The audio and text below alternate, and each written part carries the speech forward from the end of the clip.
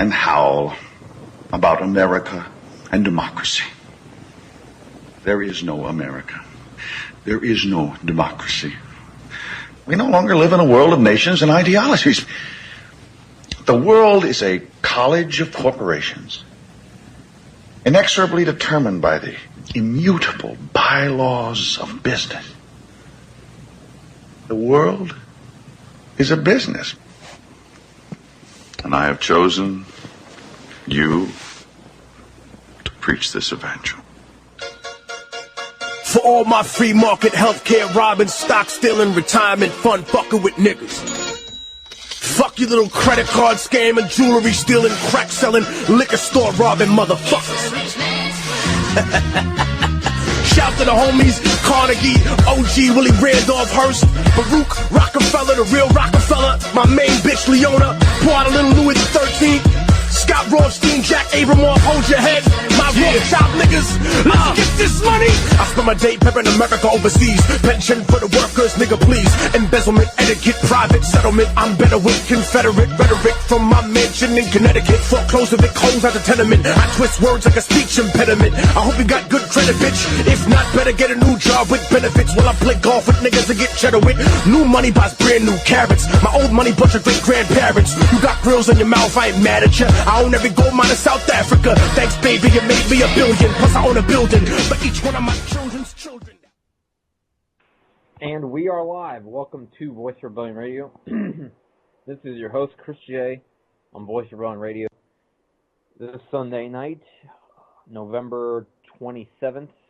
And excuse the if there was a little extra sound coming in over the mic start during the intro. If there's extra sound come through during the mic on the intro, try to avoid that next week. Anyways, it's a very interesting week, and I want to talk about the third world. I want to talk about the third world and the leaders that actually have done some kind of contribution to try to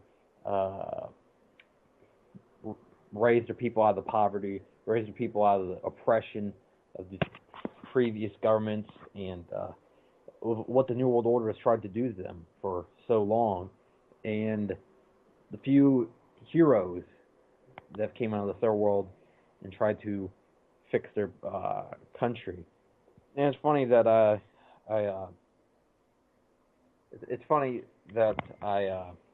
was talking about about one of these people, Fidel Castro. I'm pretty sure I put that in the description of the show. And I was talking to a good friend on Facebook. Recently, I was thinking recently about Castro and his legacy in Cuba and how he's reached 90 years old and has outlived. He's been there since Eisenhower. The Berlin Wall wasn't even built. And I was talking, thinking about the legacy and thinking about how he's been so demonized. And I was thinking also the other day, I was talking someone, and it's thinking the fact that it's almost as if, when it comes to Castro, is that you'd almost be better off, it seems like, in this country talking good about Adolf Hitler or Benito Mussolini or Pinochet, of course. Pinochet, the media portrayed him as a ally to the United States and a strong leader when Pinochet was just a puppet. And I see the alt-right, all these memes coming out of the alt-right about throwing people out of helicopters, which is one of Pinochet's execution tactics. And these same people sometimes talk about being the non-aggression principle, but at the same time will talk about throwing commies out of helicopters, which seems to be highly contradictory. This is obviously, there's a difference between the anarcho-capitalist crowd and the alt-right crowd. Anarcho-capitalist crowd have a lot of good points, and while I disagree with the points that sometimes are made by the anarcho-capitalists, I don't find it to be quite as vitriolic in more. It's really just this dangerous rhetoric that comes out of the alt-right, and also a lot of naive rhetoric to believe that Trump's going to fix everything, that Trump's going to completely reverse what the globalists have done to this country, and as well, what the globalists will continue to do with Trump as president, and they've ignore the real issues. We'll talk about race mix and stuff like that when those are not real issues. No, there's a difference. To me, the culture of a country, when a culture starts to get diluted out, that's a problem. But the specific act of race mixing is not necessarily dangerous, but they're all right. A lot of them believe that to be. And then the fact is that they hide their identity, and they will try to. These people, there's this. They will try to ignore the fact that they have this white nationalist element into their in their group, and I see these very sketchy characters coming out of it now. Will be in the White House, Stephen Bannon or whatnot. Which it's not because of what the media said Stephen Bannon is what scares me. It's what I've seen Breitbart to be, which is a pretty much racist news source, but likes Israel, and that's why that the media doesn't highly condemn them, and why they haven't been more criticized than they are until just recently. They've came to the media's even started talking about them. With as much reach as they are, they still keep people in the Zionist trap. So that's enough to for them to stay on the good side, I guess. And I've noticed really what they put this rhetoric is almost like Muslims are taking over the United States, which is it's lunacy to believe that Muslims are gaining political influence, when in reality what we've seen is that the discrimination towards Muslims in this country is becoming regularized. Islamophobia is becoming the norm, and we have a lot more as every false flag / terror attack, the Islamophobia can get stronger and stronger. More people jump on board the bandwagon, and we have now the fact that the idea of a Muslim registry is accepted and normal to the American people. That really says how far along we are, how far down the river we floated into crazy town. In the United States as well, at the same time, does nothing about Israel, and the fact is that we're giving them $5 billion a year, plus they've been caught with their spies here in the United States. They're a country with 411 nuclear weapons. They're not part of the Non-Proliferation Treaty, and Israel has a religious fanatic leadership that is unparalleled by any government in the world that has nuclear weapons. We have Israel as well has had a history of striking countries with absolutely no legal right to strike these countries. For example, what happened in Syria with their strikes into Syria, their little military ventures into past the Golan Heights into Syria, with their striking at Syrian Arab army soldiers. This kind of acts that could provoke World War III. Israel's been doing. We've had a history of striking Syria. They've been trying to provoke a war with Iran, assassinating their nuclear scientists, which when there's no real evidence that Iran is building the nuclear bomb, and these people are just working for clean energy, and the Iranian government has actually been very calm about this. People talk about the Iranian government as being unstable.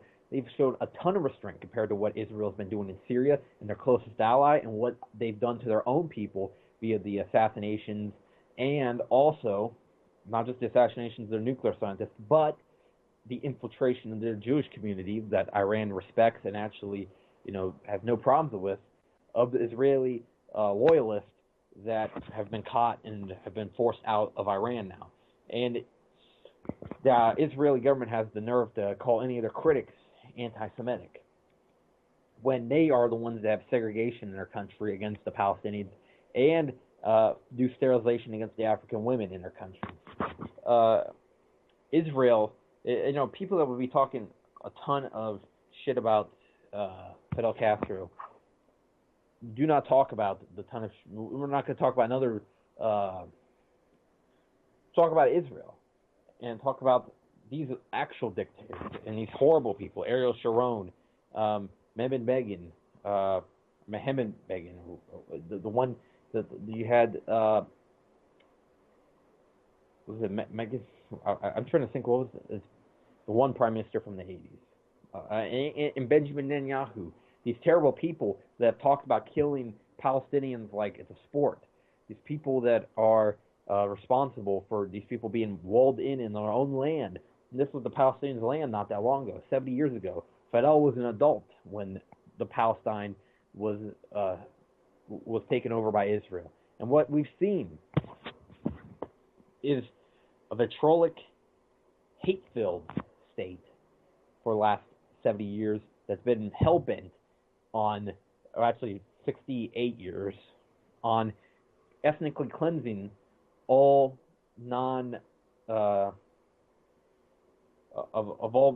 ethnically cleansing of all Palestinians and all Africans, sterilizing them. And what ultimately is that anyone that's non-Jew in that country is put at a lower status. In fact, non-Zionist Jew is put at a lower status. And anyone that's, non-Jew is definitely has suffered some serious consequences. You see what they do to Christians, vandalizing their churches. You see what they do to Muslims, banning the Islamic call to prayer. And now you see the new event that's happened in Israel is that the fact is that they're they're having massive problems with wildfires, which they're calling it arson. And of course they're going to call it arson. Of course Al Qaeda takes responsibility for it. So now Al Qaeda takes responsibility, which is an Israeli-supported group, and they're not even hiding it anymore about their support for these Islamic terrorists in Syria. And of course, now they do this event that's probably going to justify some other kind of military action somewhere. Whether I'm starting to wonder if Israel's probably going to take a stronger action in Syria, because now the Syrian Arab army has been striking Turkey, which is an Israeli ally. Even though that Erdogan has at times put some rhetoric that's pro-Palestinian, he's one of the top 10 traitors of Israel. So anybody that trades that much with Israel is obviously not an enemy of Israel. And it's like Qatar, Turkey, Saudi Arabia, they all play a little bit of that pro-Palestinian card, really Qatar and Turkey. But the truth is that they both are strong allies of Israel and help Israel do their bidding inside of Syria by helping with their military conquest over there in Syria. And I hope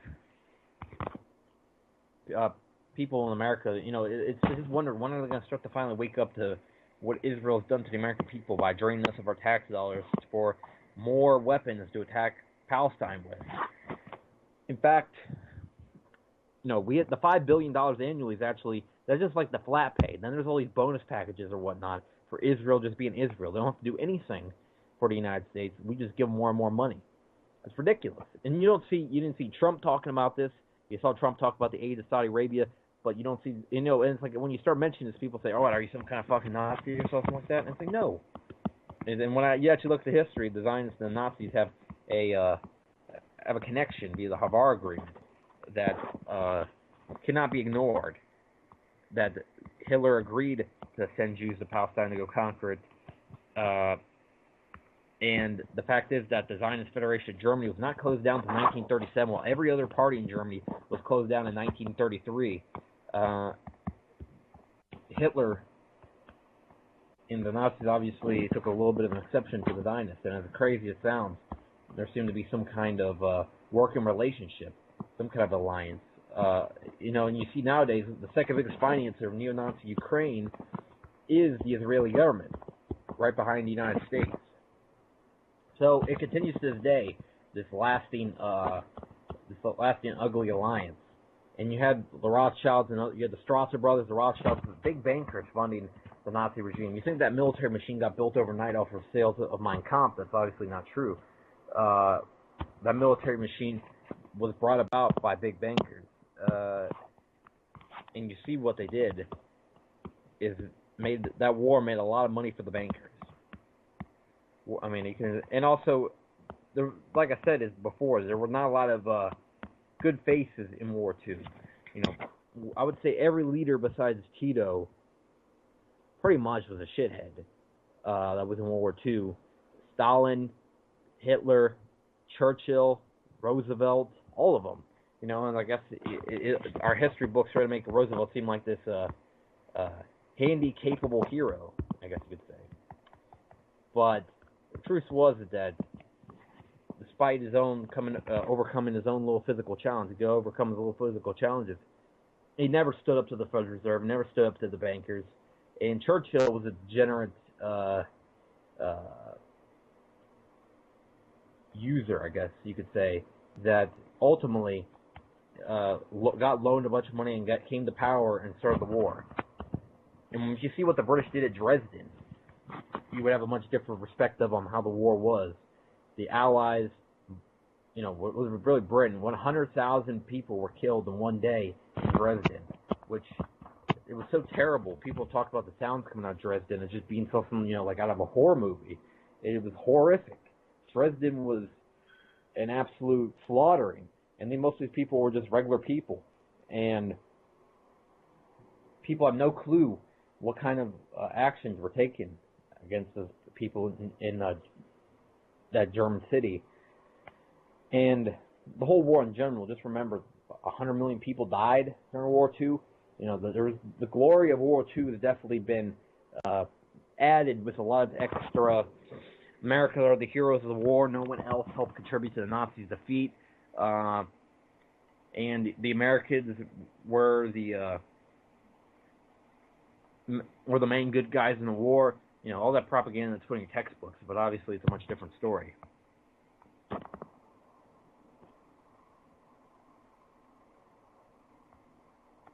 Right now I'm looking at the chat room. I got over to the chat room. And I'm saying, you know, when I talk about, when I talk about these people over at Breitbart,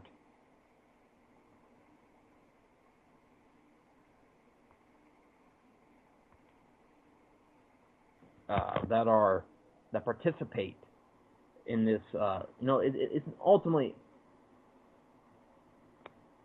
what you could say it is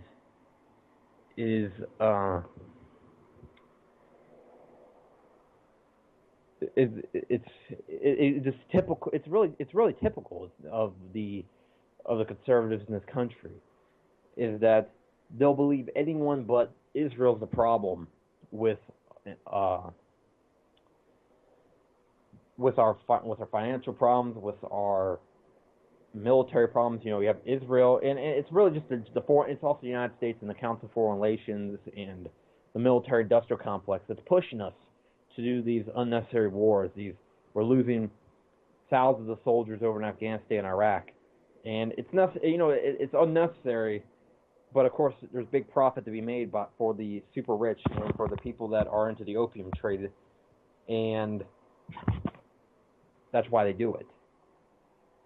The whole idea of spreading democracy, the whole idea of defeating terrorism, is obviously far from reality. There's terrorism as we know it. Modern terrorism is pretty much a creation by the United States government of modern Islamic terrorism.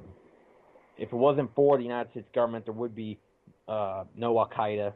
ISIS has split off of Al Qaeda. The Taliban has split off the Mujahideen. Practically the parent organization to all these groups was the Mujahideen, which was founded in the 70s in order to fight the Soviets. And who gave the Mujahideen the power enough to actually be able to do it, to actually beat the Soviets in World War II, or not World War II, in the Soviet-Afghan War? It was the United States giving them the Stinger missiles, and they put them into a Vietnam type scenario that the Russians were defeated in, and they had a lot of problems on that terrain. The Soviets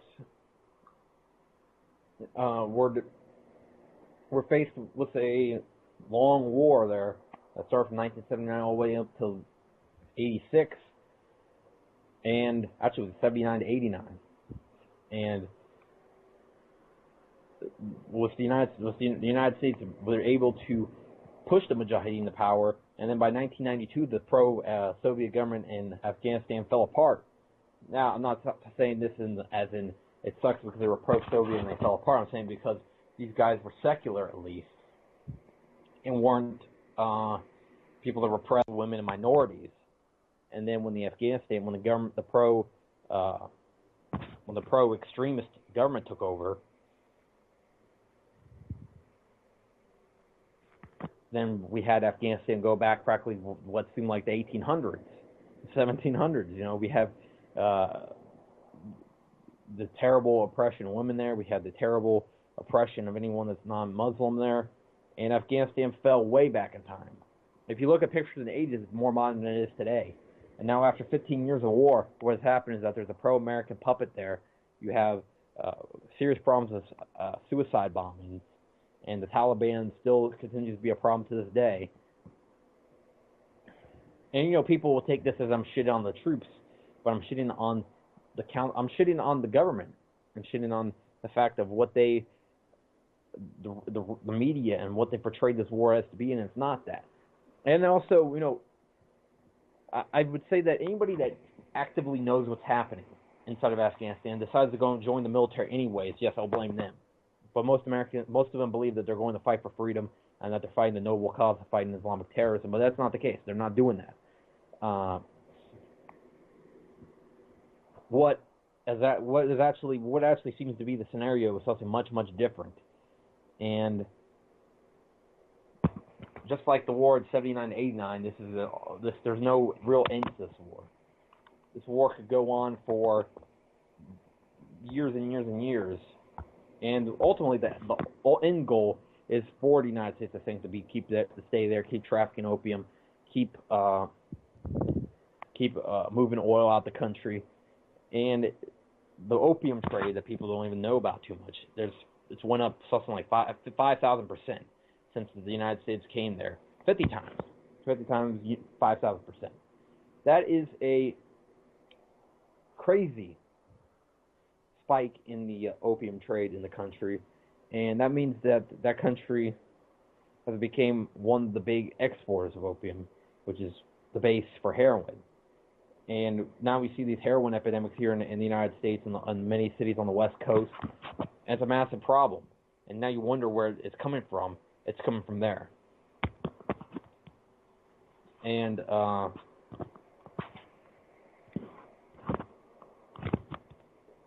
tonight maybe we should talk a little bit more about instead of talking about the shithead leaders of this country, supposed leaders of this country, but they're the leaders of the criminal cartel that is our government. And instead of talking about the Israel and the Zionists and what they're responsible for, let's talk a little bit about some of the good people. And I want to start off with Ho Chi Minh over there in Vietnam, and there's a lot of misconceptions about him, and he was in Vietnam after a long time of French colonialism.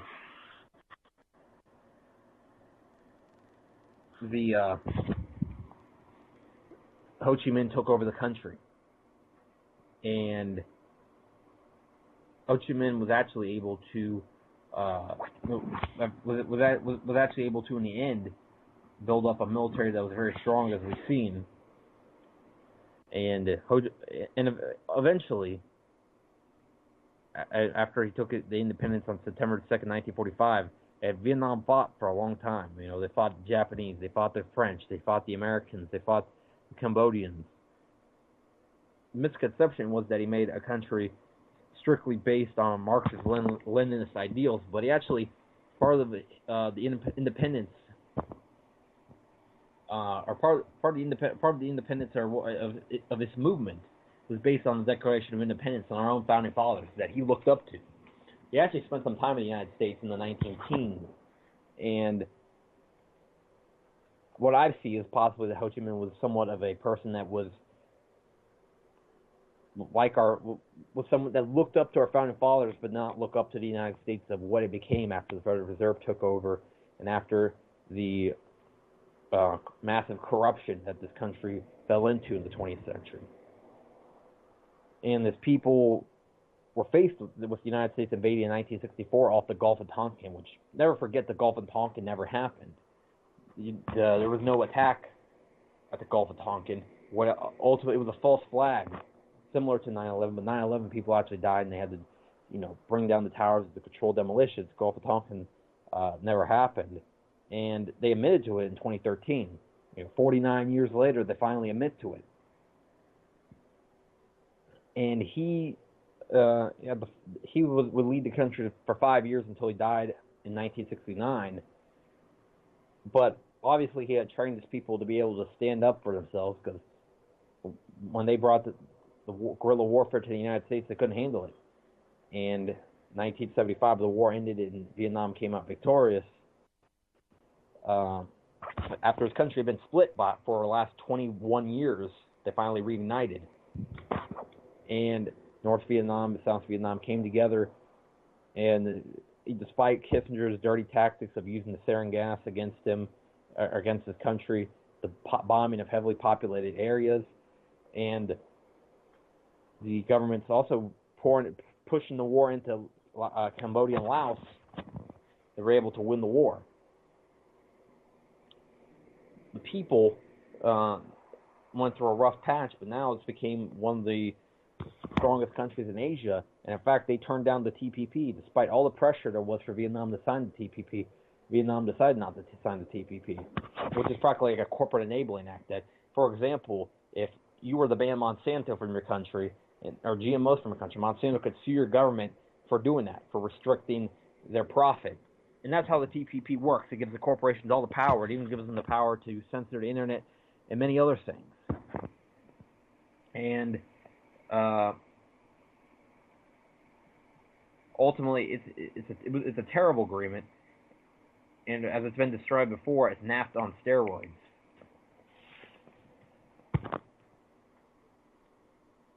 He was a leader back in some of the toughest times of the Cold War. Some of the worst points of the Cold War, he led the country through some of the when the United States became very aggressive in the early 60s, late 50s, and then JFK tried to bring it into it, and JFK actually didn't even want to go into Vietnam, but ultimately the establishment around him wouldn't have it, and LBJ became the president, and then we did go into Vietnam. And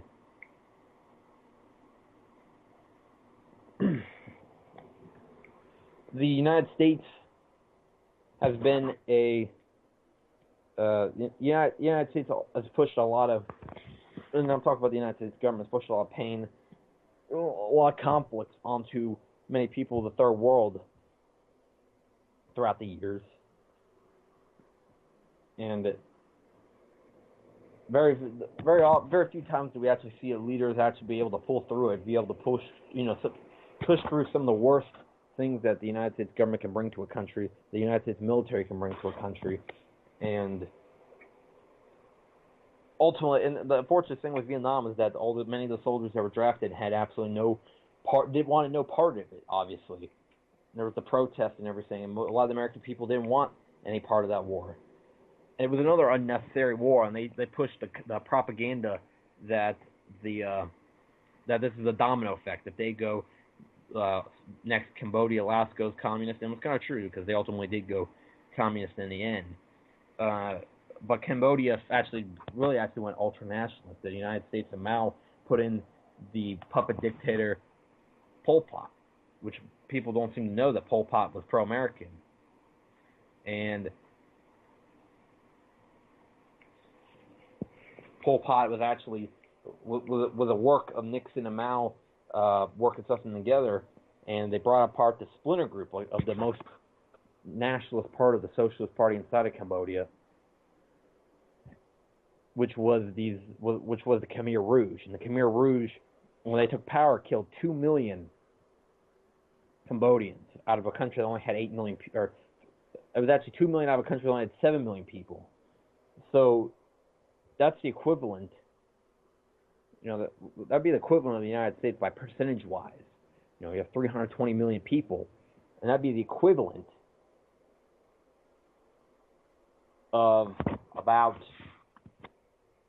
95 million people being killed off. It's more that's 1 in 3.5, or 1 in 3 people that have been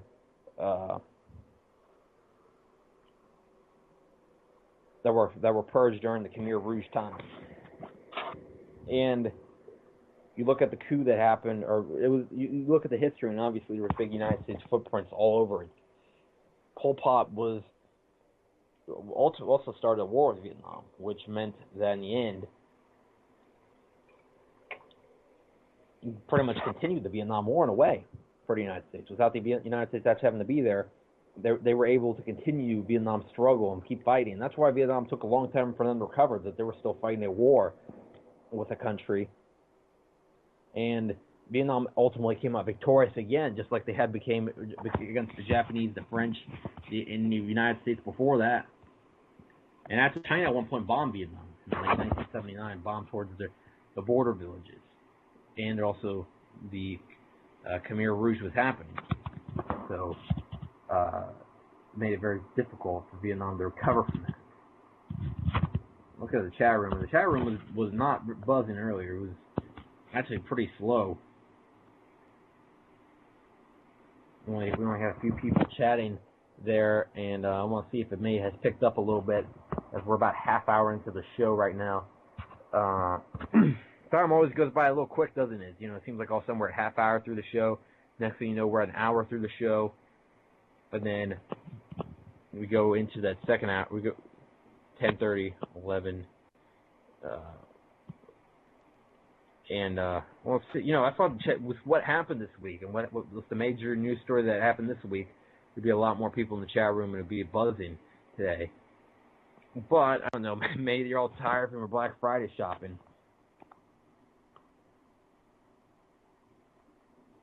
Yeah,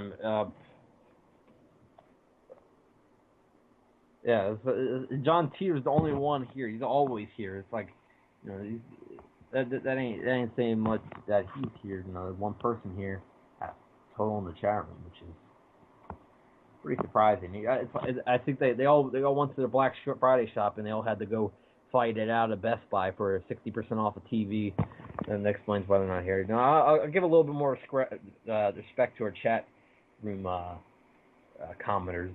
They wouldn't participate in Black Friday. I didn't participate in Black Friday. In fact, I actually had to work Black Friday, so I was on the opposite end of Black Friday. I didn't see anything too crazy. In fact, there was actually not that many people there because our deals really weren't that much at all. But there was no fighting. There was no people macing each other. No people pulling their weave out over and all of a sudden there was no one. No tops were torn off. I mean, I see these videos off of like Vine and shit about what happens on Black Friday, and it looks crazy. Like, these people do this over a TV. Imagine what the hell they'll do when the food runs out. When there's no food, these people will, I don't know what they'll do. But it's scary to think that. It makes me concerned that I live in an urban area. It's like, I need to get the hell out of here, because food runs out, everyone's going to be running down to Publix, and there's going to be a damn brawl at Publix over the last Publix chicken there. Yeah. Well, no one actually get to it. They'll just be all hitting each other with whatever. I don't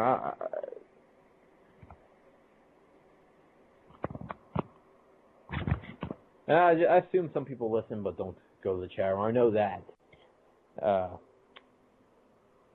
I like when there's a more interactive chat room, because, you know, get a little bit more. I can comment on what's going on in the chat room, and picks up the show a little bit and passes a little bit of time, because I don't like to I like to draw it out a little bit more, because, you know, I don't want to get to that last 20 minutes or whatever and it's not too much to talk about. Obviously, I've just started to talk about what I was talking about in tonight. We've all ran into those people, though, that seem to believe everything that the media tells them about whatever leader. You know, it's like, and you ask them where they got their news source, and it's CNN and MSNBC. And it's very concerning. I see Facebook is making this big push to ban the alternative media from Facebook, or what they call fake news. And I see this website that was about catching these fake news sources, and they describe anything that's pro-Russian as Kremlin propaganda. They describe anything that counters the United States neocon narrative on Ukraine as Russian propaganda. You know, with their with on their outlook of what these people had to say about Russia, it's pretty much that Putin is a communist sleeper agent that's ready to nuke the United States. Lavrov is just waiting to take over Ukraine. Medvedev is Putin's bitch, and according to this, also is that the Russian military is looking to take over Latvia, Estonia, Lithuania in the next few weeks. Plus, Russia is also, according to this, Russia is also looking to turn Syria into their next colony. Yeah, Facebook's really about eliminating fake news sources. In these ones they said go look at factual news sources. I'm not kidding you, such as New York Times, the Wall Street Journal, and they even said BuzzFeed, and Vice News. Which I'm like, isn't Vice News the ones that Vice News is the ones that it's like, oh, look at this totally secretive documentary we got about North Korea, and making North Korea look like the spooky place where it's like the Twilight Zone or something like that. When reality it's pretty much just like any other Asian country, a little bit quieter because it doesn't have quite the trade as other countries, and also they don't have a Rothschild bank. That's the big difference, and that's why they're always slandered on the news. And also, BuzzFeed. BuzzFeed, the ones that do the things about like the quizzes. It's like, hey, Luke, find out what flavor sub you are, and it's like, oh, I'm totally a chicken parmesan. Isn't that website? If I'm getting it wrong, I don't know. I feel like I know my internet good enough to know what sources that and you see these things like on Facebook. It's like, really, somebody spent the time to do this little survey or whatnot. I got better things to do than this, and it's like, I literally the better thing to do is like, I don't know, sit and stare blankly out the window at your dog in the backyard or something like that. That's the better thing to do. And by the way, just clarifying on that statement, that if your dog's hanging out in the backyard, hopefully you don't keep your dog chained up to a fence in the backyard. You'd be an asshole then. And I see people sometimes do that stuff, and that's messed up. Honestly, I'll think about that. Is that they'll say that Putin's dog is trained to attack Western leaders or something like that, and that I saw a picture with Putin and his dog, and then Merkel was afraid of dogs, and Putin doesn't give a shit. He just allows his dog to walk in the room, which is funny because Merkel's a piece of shit. She's actually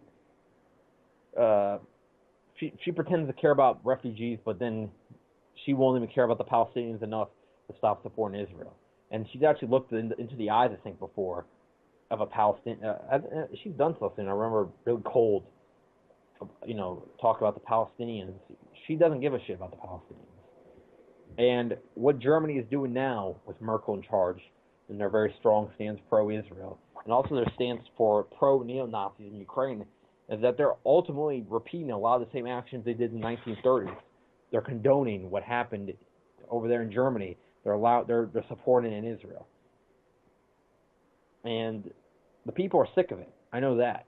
But I hope they don't pick another party that's just like that, but ultimately has different rhetoric. They just ultimately is the same thing, but says it in a different way. Like what Trump is in the United States in comparison to Clinton.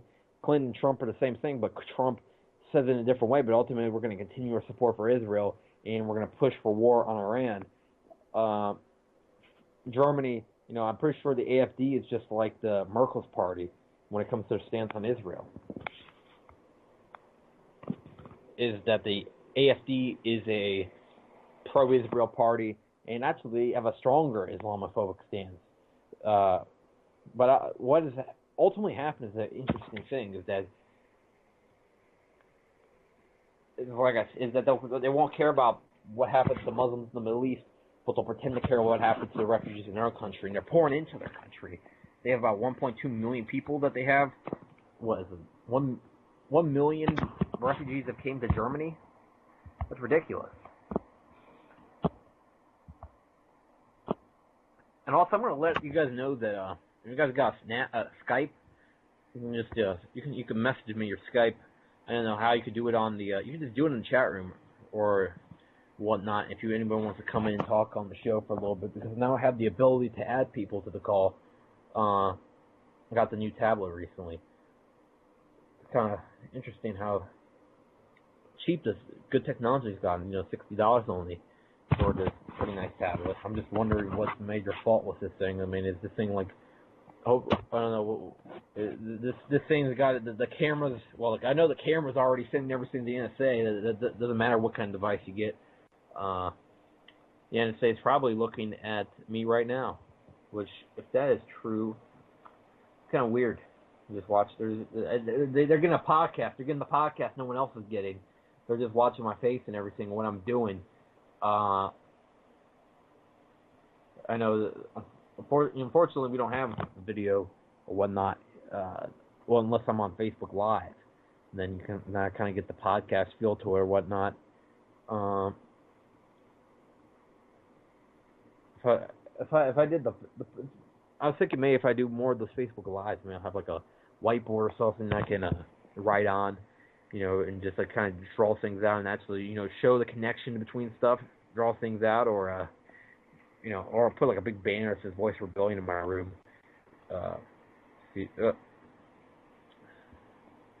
And yeah, I saw that picture. That picture's kind of old. That free speech zone picture, which right now apparently at the Standing Rock they set up free speech zones or whatnot. Which what the free speech zone is the entire fucking United States. There's no such thing as a free speech zone. The First Amendment is to all our territory in the United States, just like the Second Amendment doesn't have any real limitations to it. And the fact that they would make these gun-free zones across in Chicago or whatnot, and then you see all these murders are happening. We have a severe problem in some of these cities. If you took, I think it's Chicago, Philadelphia, New Orleans, and Dallas, if you took those 4 cities away, which they have very strict gun laws, or it's not Dallas. It's certainly not Dallas. It's what's the other city? New York City. If you took those 4 cities away, we would have the 4th lowest violent. I think it's the 4th lowest violent crime in the world. But if you put those the 4th lowest murders in the world. But if you keep those cities in your statistic, we have the 4th highest murders in the world per capita. Because that would be an off stat if it went by population, because we have 100 times the population of some European countries. Another thing that should be noted is that in Britain, where they have no guns, they have the highest violent crime rate in Europe, while in Sweden, they have the lowest violent crime rate in Europe. Which, says everything when it comes to gun control. Gun control does not work, and it actually all it does is allows the criminals to have guns while we remain unarmed. Criminals in the government.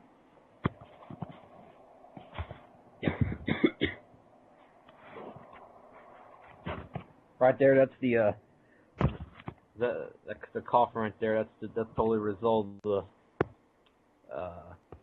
weaponized. It's the airborne Zika now. The government's releasing.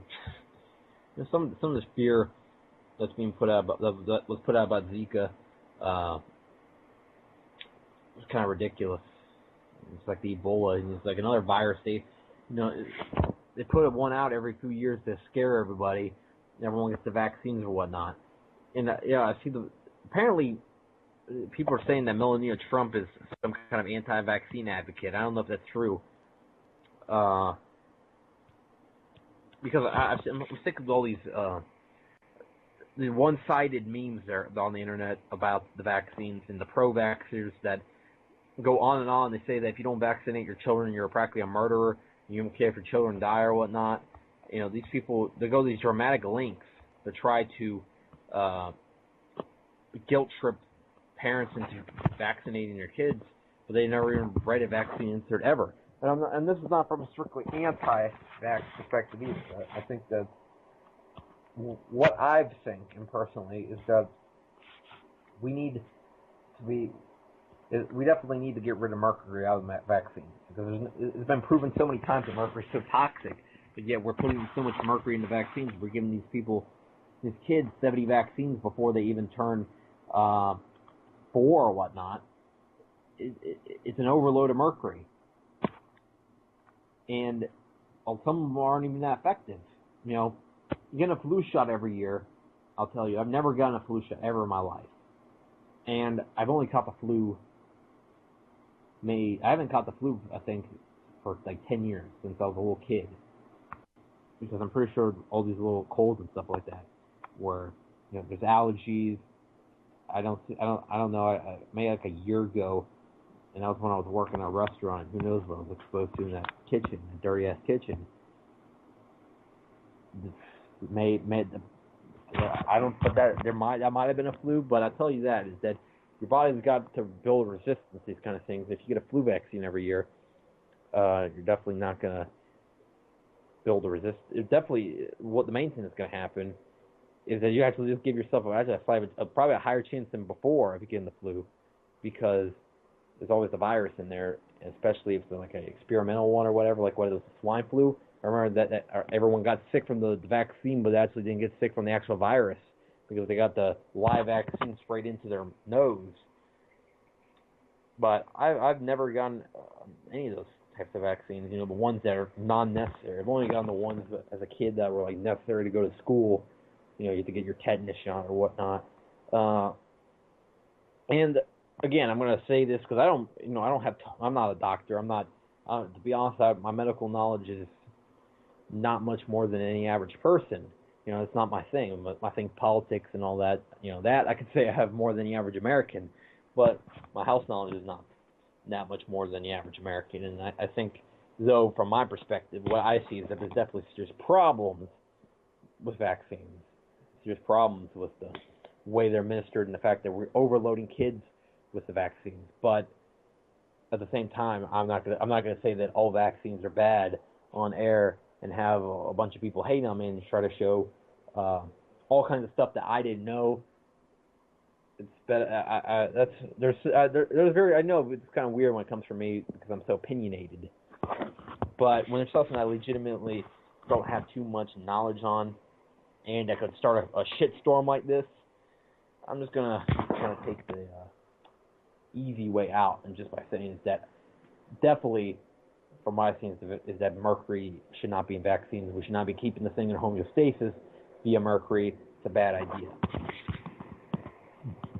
And chat room is so quiet this week. It's weird. It's kind of, I don't know. The whole week is, you know, kind of way less eventful than it could have been. You know, me as a retail worker, I work place that you think would be swamped on Black Friday. We didn't have that much on Black Friday happen, and I didn't get in any real like serious political debates about Fidel Castro this week. In fact, a lot of supportive statements about Fidel Castro. You know what? Let's switch over to that. Let's start talking about Fidel Castro. You know, Fidel Castro. I didn't mention. You know, I haven't talked about it in depth yet about the ex-president of Cuba. For 47 years, he was president of Cuba. And, you know, I talked about these other people. I talked about the Israeli prime minister. I've talked about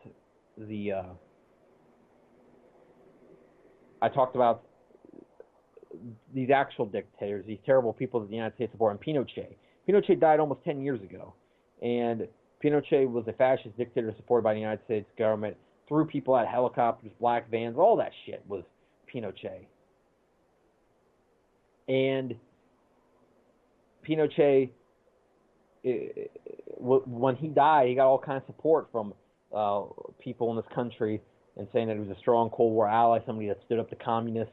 But actually what he did was went against the will of his people, did a military coup with the support of Henry Kissinger. And that's what's disturbing when I see the alt-right talking good about Pinochet, because Pinochet was somebody supported by Kissinger. They claim to be anti-globalist, and they support a guy that was supported by a globalist. That's where I see the alt-right's hypocrisy. And you know, I try not to.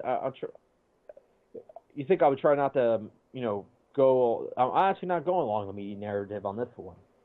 The alt-right are not a good group. They are ultimately leadership some of these people are racist. A lot of their people are just naive. That's the main thing. I see a lot of naiveness into believing that Trump's going to fix everything, and a lot of historical inaccuracies that they talk about. These people just go along with whatever the memes say, and they support it. They support Pinochet because it's the cool thing to do, because the memes said it, not because they actually know what Pinochet did. Pinochet privatized everything in this country, causing mass poverty, and Pinochet also killed his political opponents. They had a disappeared list in Chile. A lot of the people that survived it talk about the horrors that happened there. And that government, a lot of the people actually were able to escape and not really face justice, including Pinochet, who never faced justice. But actually, I think some of them got arrested. I think a lot of them got arrested. But Pinochet never got arrested. He spent his last years in exile. And he actually, I think he spent some of the last years in the United Kingdom. Thatcher took him in. The Iron Bitch, that's a better term for her. Yeah, she was a dictator supporter and was a supporter of. She was a hawk that was pretty much almost pushed along with Reagan, and of course the shadow government, the ones who can control both of them, World War III. And when she died, I remember all the pouring in support coming from the United States. You know, that wasn't that long ago. I think it was in late 2013. Margaret Thatcher died, and everybody was talking about what great legacy she left behind or whatnot, saying how great of an ally. I know she was one of the closest Cold War allies to America, so that's probably why. And it scares me to think that now they got Theresa May, which is almost like could be like a new Thatcher, really. I was thinking Clinton would be like the Thatcher character in this upcoming War III whatnot scenario that's going to be happening when the United States invades Syria and Iran. But actually, it's going to be probably Theresa May, the current Prime Minister of Britain, who's she's a hawk as well, and she's got Boris Johnson, that's been a major pusher of regime change in Syria, as the equivalent of the foreign minister. I believe Boris Johnson is the one with the crazy hairdo. And actually, I'm looking that up about Thatcher. She was pretty old too. Like Pinochet lived to be 90. Thatcher also lived to be very old.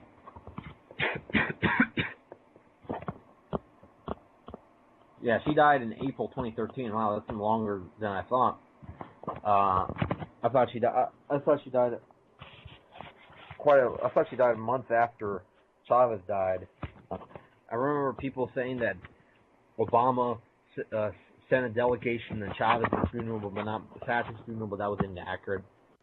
In fact, I'm pretty sure that I don't think Obama went to Thatcher's funeral, but and I had this Cuban guy trying to tell me that Obama went to Chavez's funeral. I knew that was to be completely false. In fact, there was actually very few Americans there. There was only a couple. I think Jesse Jackson and Sean Penn were the only American celebrities that were there that I know of. And it'd be interesting to see who's going to be seeing Castro next week. But Pinochet obviously had an ally there with the United Kingdom, and I'm pretty sure he spent some of his last years in the United Kingdom.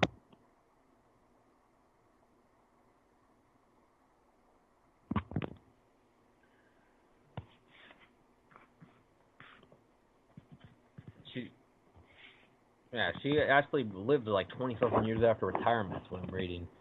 And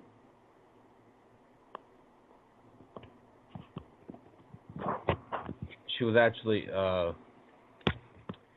she was there until 1992, and then she died in April 2013.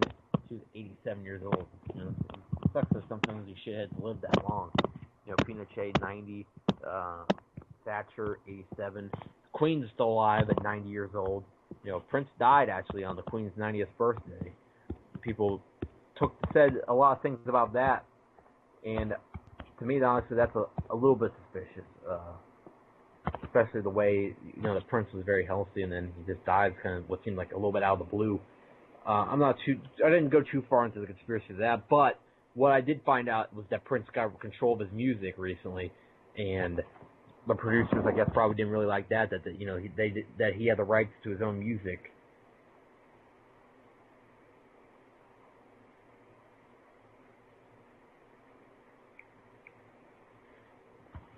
And Prince really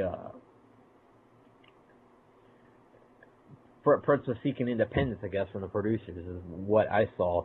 So, I mean, I think there's always a possibility. I believe they've killed musicians before, and when I say they, the establishment, the elite, Hollywood, like I said, Hollywood's controlled primarily by Zionist producers, so the celebrity culture is no different than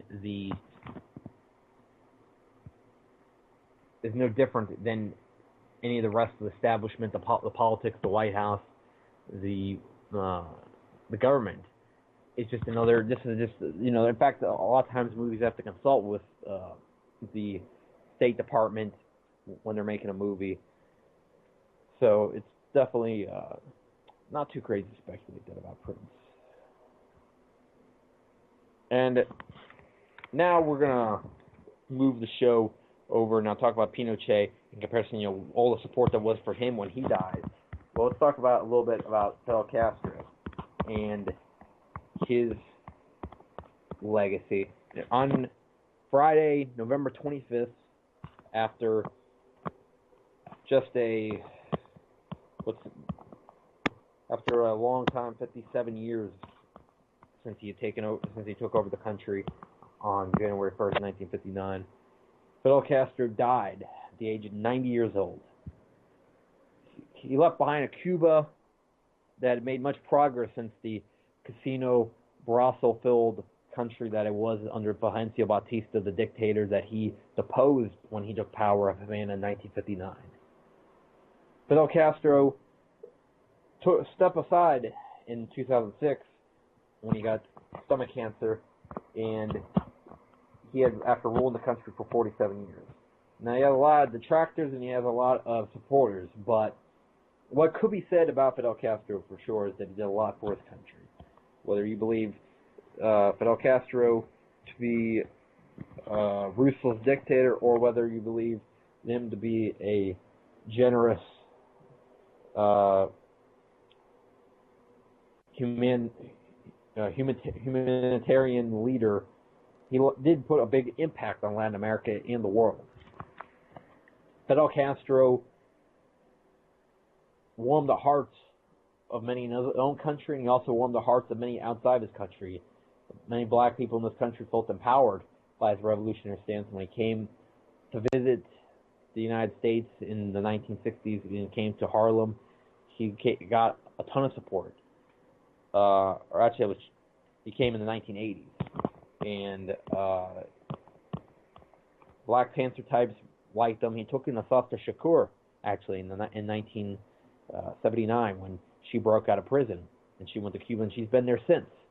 Assata Shakur is actually the step-aunt of Tupac Shakur, the famous rapper, who I believe, in my personal opinion, that no one can get killed on it's pretty hard to get killed on Las Vegas Boulevard with no witnesses, and I think that it's very unlikely to be killed on Las Vegas Boulevard with no witnesses, and that he was killed by the government. Fidel Castro was somebody that obviously was looked upon by many people in the third world. Now, a lot of the Cuban exiles in this country have something much different to say than the positive message that I put out. A lot of people put out, Maduro put out, Correa put out.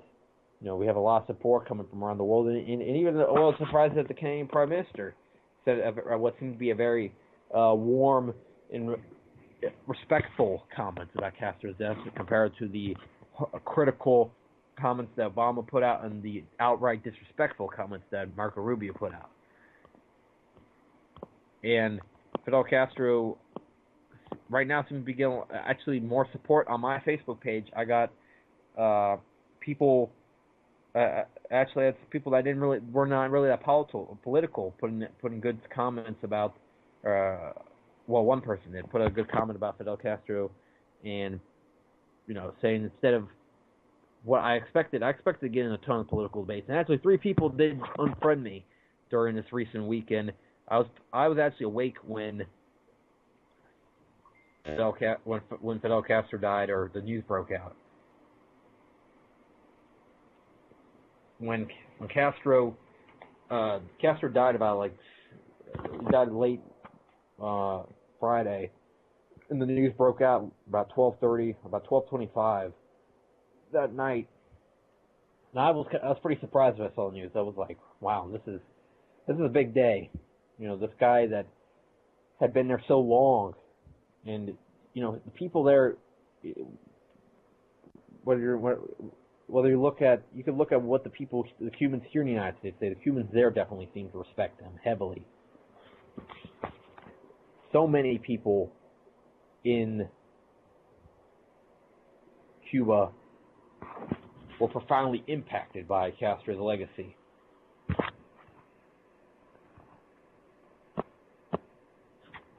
The healthcare and education were significantly improved. In fact, the healthcare and education they've been described as the best in the world. When Hugo Chavez was sick with cancer, he went to Cuba for treatment. Fidel Castro made a lot of famous friends. In fact, he made friends with Maradona. He made friends with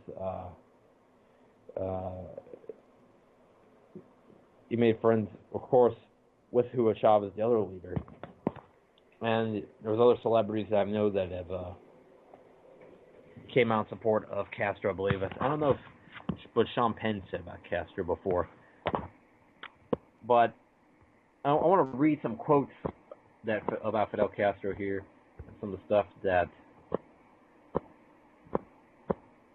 that respects shows his political opinions. See, I got some quotes here.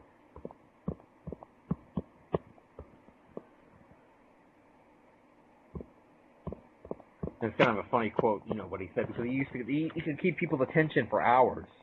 It's like, I've concluded, maybe a little too late, that speeches must be short. And, it was in reference to the fact that he would do 2-hour speeches and would actually keep people entertained.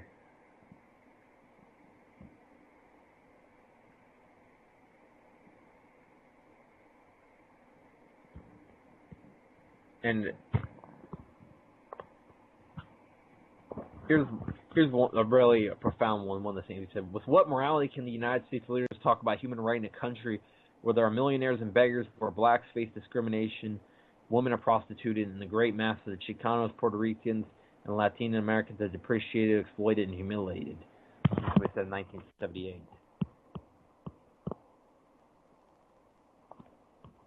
He said he had a heart of steel. That's what he said after he got diagnosed with a heart condition. And then he says, a revolution is not a bed of roses. A revolution is a struggle to the death between the future and the past, in 1961. And obviously, I say that Fidel Castro did make some major mistakes in the 1960s. But he also helped Angola become a liberated. I mean, if it wasn't for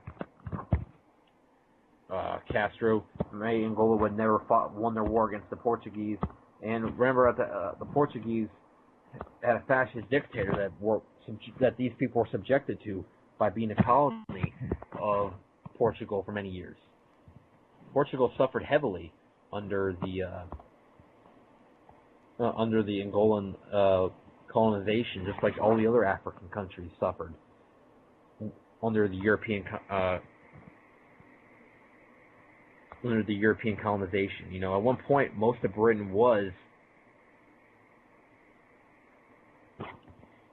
most of Africa was controlled by one of the European countries, Britain, France, and still in 1970.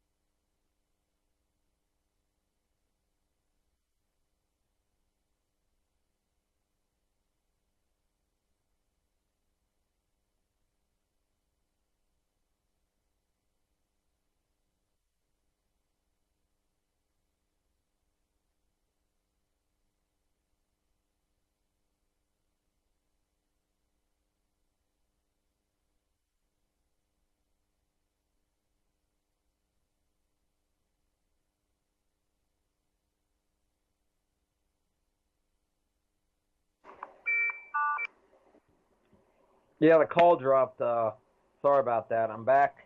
Not exactly sure what happened, uh, but I think it's something that happens sometimes. I guess when I'm off the Skype app, but I didn't think it would be happening with the new tablet, and it was fine for a long time. But I'm back and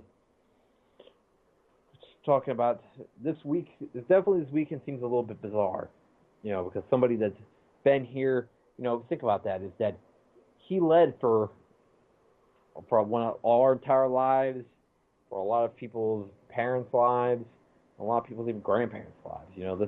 This guy was, well, he was out of power for 10 years. But he was the leader of a country and uh, led his people through many different challenges. I mean, over 47 years. This guy was actually in charge, and in 10 years like an advisor. In fact, he had just met with the Vietnamese president just a few minutes, or not a few minutes, a few days before his death. It was November 15th was the last public photo, and then he died on November 25th.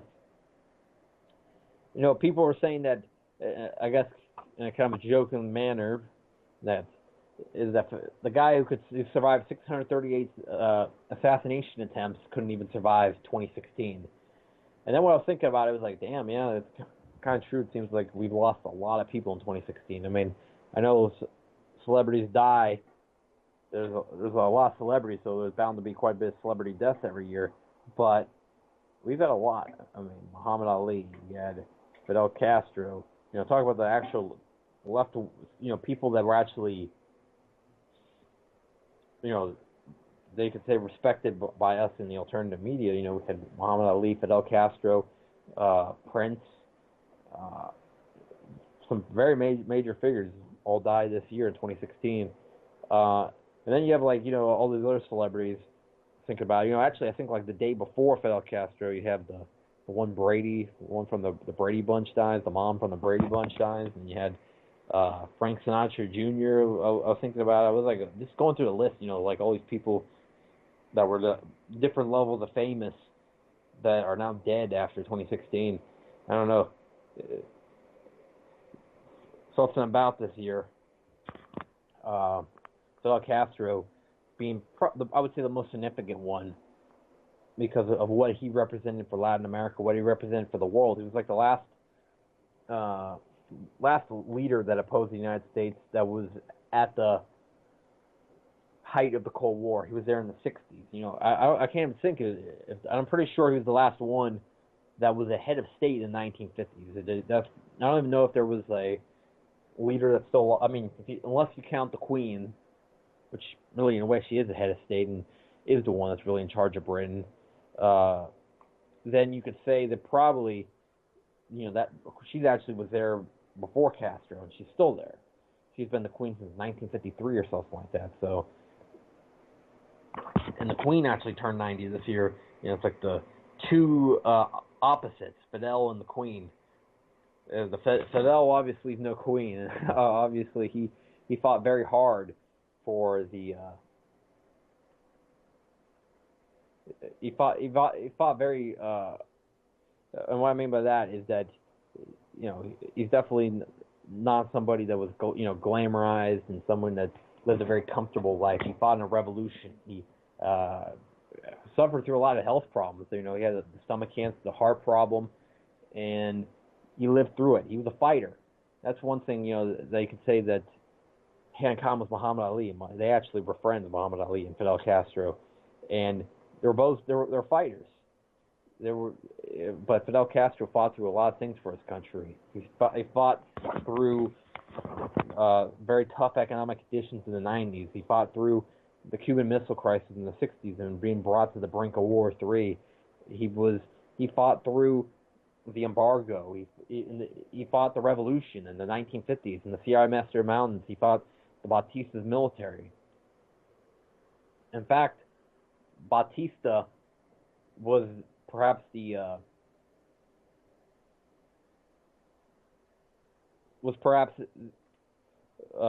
one of the was one of the worst Latin American dictators in the United States, or that the United States supported. There's been so many of them, and Batista might be towards the top of the list. I mean, there's Pinochet, Batista. Batista was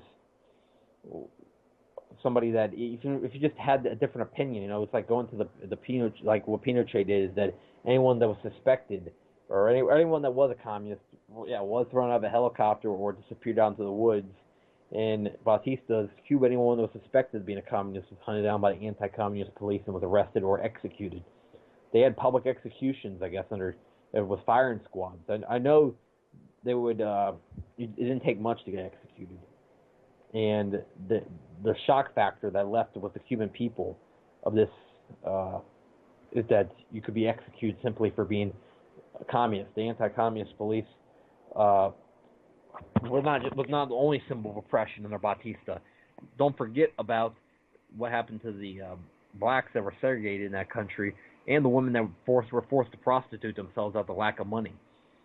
Practically, Cuba was just a bunch of casinos and brothels, and it was just like a giant Latin Las Vegas.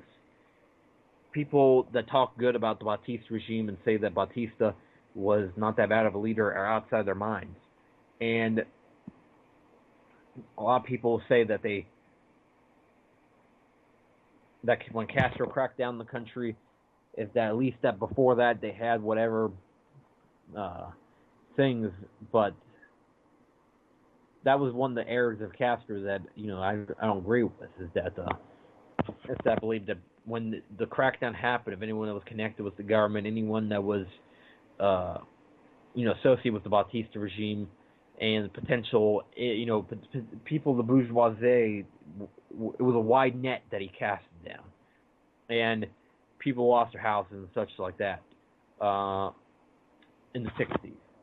Castro made some mistakes, and I think he came down very draconian in the 60s, his tactics, in order to secure his power for the country and to eliminate the old ruling class. But what he did in the 70s, the 80s, and 90s by fixing education really started in the 60s. It was fixing the education, fixing the health care, and providing free health care for the citizens. And what I've heard is that that's not true about the private property. That there's no private property in Cuba. In fact, when this is coming from a guy that wasn't even was actually somewhat happy, I think, when Castro died. He told me that at least there he owned his house, and he actually owned it. That they actually did have private property. And the idea that they didn't have private property in Cuba is a myth. And the healthcare and education was approved. This is from a guy that's not pro-Castro by any means, was saying this. A lot of these people that are inside the country, the exiles, a lot of them were just disgruntled people that were mad that they were no longer privileged like they were before. And what I've noticed is that a lot of the Cubans in Miami are predominantly white. And the whites used to have a higher status, and now they were brought to equal. It was very true that the racial unity was not there in Batista or before him. There was segregation.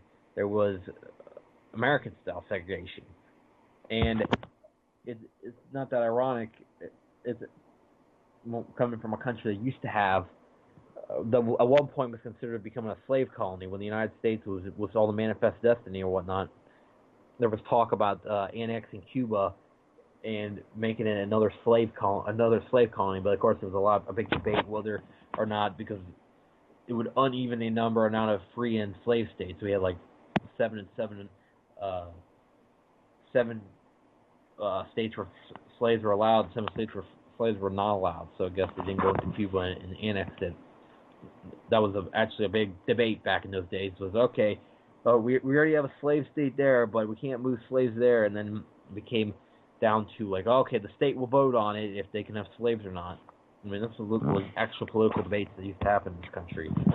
This is what was fought about. In fact, during all this sectional tension that we had, at one point, Congress started beating each other with canes. Well, now I can get behind that. I can get behind Congress pulling out canes and dealing with themselves, so we don't have to do it.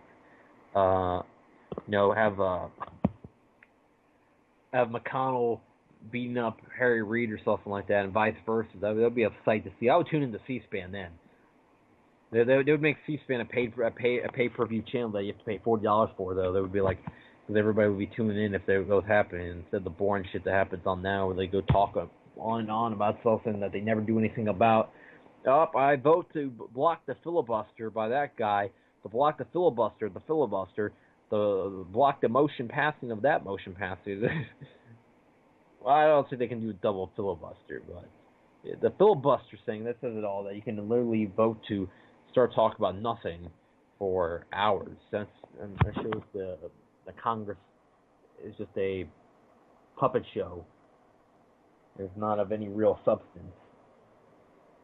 And now the chat won't load. That's great. And it's just, right now, the rhetoric that's coming from the media, of course, is very harsh about Fidel. And I see a ton of, headlines saying, like, brutal dictator that led this country for 47 years dies and stuff like that. That's what the Tampa Bay Times said, something like that. Or a ruthless dictator dies. Nothing obviously unbiased. It was a very biased title, and I think that the people that are celebrating Castro's death, obviously, to me, I don't think that you should celebrate really anyone's death, and I feel like that just draws bad karma. It's like people on the radio hosts around here, which I noticed the radio hosts around here tend to lean very right wing in Tampa Bay, and they were all apparently celebrating Castro's death. I didn't hear, but my dad was telling me about it. It's one-sided. There's actually not. There doesn't seem to be a ton of supporters in this country for him. But around the third world, it's a much different story. And in Russia, they're leaving flowers at the Cuban embassy.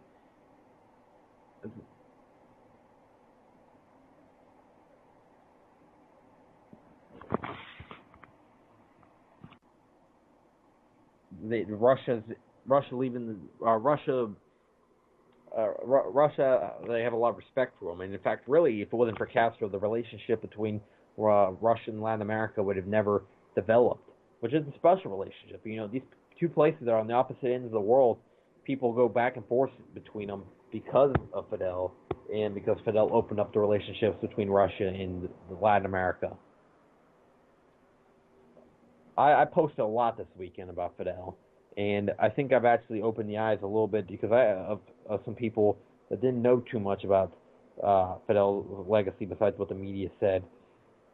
And you look at it, also, when it comes to his relationship with the people of America, is that he didn't hate Americans. He didn't hate us as the average American, and he didn't have hate for people of different races. He wasn't racist. He wasn't he didn't hate people from outside of his country. He was a nationalist, however. And he really cared about the people of his country and didn't want outside influences in it. He wasn't he actually, and the idea that he was completely a Soviet puppet, I think, is a little bit misleading. He did take a lot of help from the Soviet government over the years, but I think he still remained mostly in charge of his country for those years. It wasn't like in other instances where the Soviets developed a so-called alliance of the country, and then the Soviets had total control of that country practically. Castro, and especially Che Guevara did not play by the Soviets' rules and actually did not criticize the Soviets quite heavily. I feel like Castro would have not. Castro, in a way, did a little bit of a slap in the face of the Soviet Union by immortalizing Che's image, because Che was in a way like the face, or was one of the faces of the anti-Soviet movement inside the left. Che was a pretty harsh critic of the Soviet Union and believed them to be revisionist and believed them to be just another imperialist power like the United States.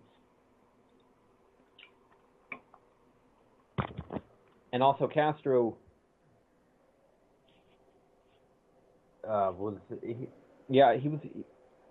he definitely focused on his people, and focused on uh, his people, not necessarily, and wasn't worried about forging relations with China and forging relations with other countries as much as what he did for education and healthcare. What he did for education and healthcare was amazing. It's a country with such limited resources like that, and was so that a lot of countries like it have had is also what the one Cuban guy was telling me, is that it went from from the day you start school to the end of the university, you paid nothing. And it provided a lot of competition for doctors, and only the best made it. And that's why they also had a very good medical system. What he did with education and healthcare was amazing, and it's really, I don't know how many. I don't know where the right to criticize, coming from the other Latin American leaders, like for example Uribe or whatnot, that's probably partying right now, when they have such problems with poverty in his own country, when he has a terrible education system like they do in Colombia, when they have the health care problems that they do in Colombia, and in the United States we have the massive problem with poverty and poverty of children. We have many children sleeping on the streets. We have many children going to terrible schools in Detroit, schools that have they can't even keep the lights on, schools that have mold growing on the wall, schools with teachers that don't know what the hell they're doing. We have schools with inadequate piping, with asbestos in the roofs. We have schools with lead paint and broken desks and broken heaters and gang violence around in these high schools, and the mold growing on the walls. That's one of the most grossest things that I've seen in some of these.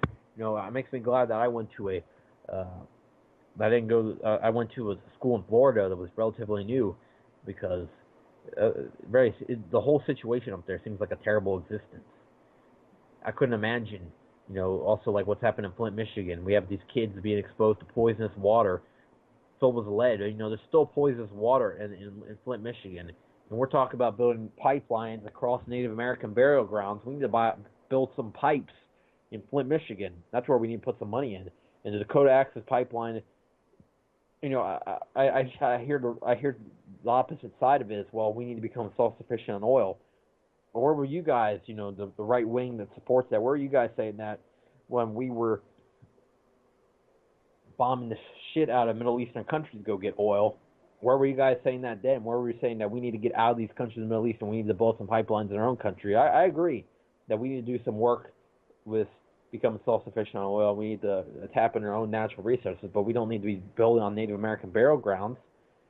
We need to be building away from that and not messing with their drinking water. We could be self-sufficient, and also we need to be looking at non-renewable resources. It's interesting where Cuba was way ahead of the United States and was sustainable. Was sustainable or renewable resources that could actually, in the fact that they were able to keep their country running with that, is that they have a very little ecological footprint, and they didn't do any of the ridiculous things like a carbon tax or whatnot, which will do nothing to fix the environment. You know what a carbon tax is? It's just another control tool to have everyone paying to a global organization taxes. Cuba did it in more practical ways in order to work towards improving what Cuba's impact on the environment is, which they have they have a much better impact on the environment than the United States does. And I gotta say that I don't know what I got the Monsanto, the Monsanto stuff in my food is gonna give me the Monsanto shits. Give a term.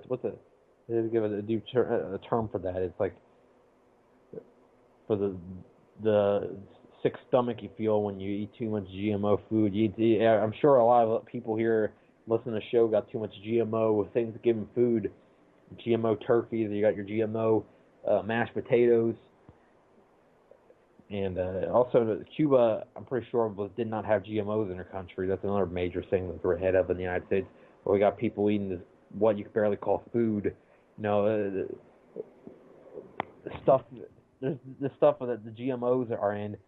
You won't even have like parasites won't even touch it.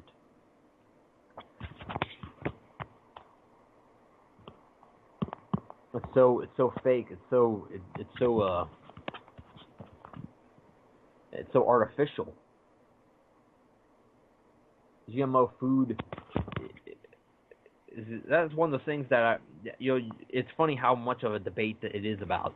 Is that the fact that whether we should be eating natural GMO food, and we've seen results where they produce more GMO or produce more natural food than they will GMO food, but they'll argue that we need this for to stop world hunger. We have even hungry Haitians.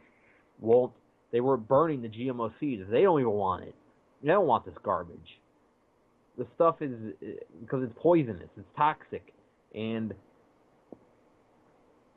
the Haitian farmers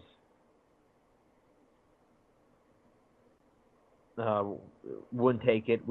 You have GMOs are banned in so many countries, but yet they keep them here. In fact, not only do they not ban them, they don't label them here. I mean, I've even had anarcho-capitalists tell me that that they should be labeled because it's like selling someone a house without a sinkhole in it. It's a major fault, and if you don't tell them that, it's a fraud. I've seen some of the argument come from some people say some really ridiculous stuff and say, "Oh, this is part of the free market or whatnot," and then all these people try to make it seem like, "Oh, Monsanto's doing this to try to fight world hunger." We have 7 billion people. We could feed 12 billion people. It's really the distribution, how we move food around is what's the problem rather than the amount of food. The whole idea of overpopulation is ridiculous. They try to make it seem like we have too many people as it is now. We don't have too many people as it is now. And by land, we could fit everybody on the entire world in Alaska. There's plenty of land. What is the problem? Is greed of certain people deprives people of many essential things, including food. These billionaire parasites cause many people to be very poor. And what's a very simple way to see this? A very simple way to see what a billionaire does to the economy is that it's like what they say is that for Newton's law of that for every reaction there must be an equal and opposite reaction. Okay, so for every billionaire, there must be many very poor people that were exploited. These people could be potentially middle class, but he's exploited them. He's exploited, we'll just say 5,000 middle class people, and he has taken their tens of thousands of dollars each, and then that moves towards his billions of dollars. And it's to no coincidence that countries that have billionaires seem to have big problems with poverty, such as in Mexico. We have one of the richest men in the world, Carlos Slim, but yet his country, there's so many people that are starving to death in that country. We have, and this is not to say that people shouldn't live prosperous and some people shouldn't live rich. I'm saying that some people should live so rich that they impoverish countries. They have more money than some small countries, like these people in the tens of billions, Bill Gates, Carlos Slim. They all belong to the globalist agenda of the population and making a haven for them to roam freely with their power. A billion, okay, that's not quite a country's wealth, but at 30 billion, that's like what small countries have for all their wealth. And this is like what one person will have. The Rothschilds have trillions of dollars, and they control most of the world's central banking, and they are the root of most of the world's problems. It's one family. and their allies, the Rockefellers, the DuPonts, the Astors, all these other people. That's the New World Order. The New World Order ultimately comes down to just a few families really have most of the power, and then that Rothschild family is at the top of that. People call it conspiracy theory. People say that it's Nazi propaganda. That's what I saw some of the Jill Stein supporters, who I know I talked positively about at one point.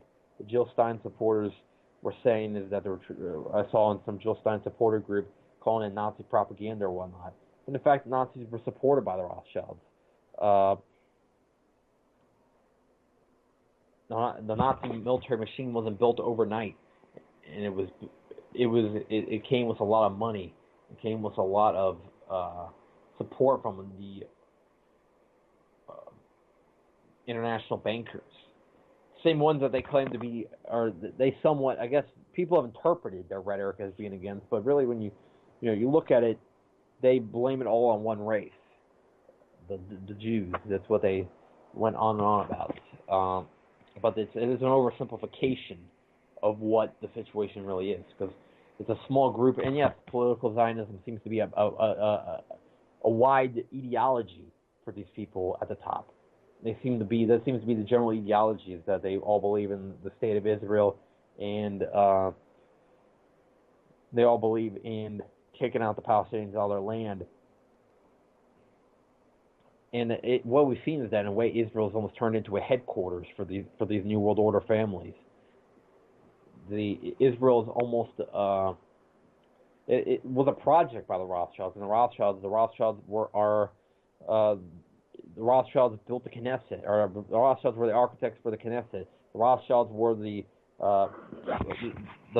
Israeli Supreme Court is on Rothschild Boulevard. It's very obvious the connection between Israel and the Rothschilds. If you just connect the dots, then you'll actually see it. But a lot of people don't want to see it. And I've actually seen some people that were in the Trucer community support Israel. It's a very it's a naive way of thinking, and without seeing Israel, you aren't seeing a major piece of the puzzle. Like I said, Israel's at a higher part of the ladder than the United States. The United States is is the military wing of the New World Order. Britain is the financial wing of the New World Order, and the Vatican is a tool that they use to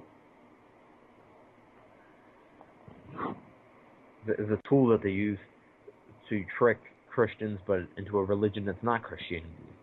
And it's a control organization that has effectively worked as a government for many years. It is a government, the Vatican, and has divided people many times, and it's also been one of the catalysts. They've been the people that have called for wars. It's an organization that's participated in the oppression of a whole people before during the Crusades.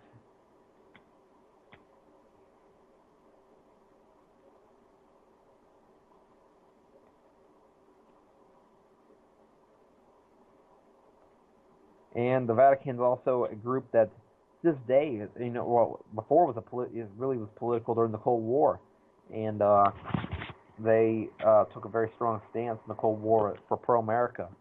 And what we've seen is that it's cozied up to the West, the Western organization, Vatican. And what also they preach in there is not really what's described in the Bible. They in the Bible they talk about salvation through Jesus and Jesus only, but they pray through Jesus and Jesus only, and they for my point, and the other thing is correct too, but my point is that they pray to Mary, which that's not part of the Bible. But and also all the symbolism and the Pope. The Pope. The thing is, this is a guy that will talk about poverty, and he's sitting there on this golden throne. Like I said, it's an organization of control. It's a false religion.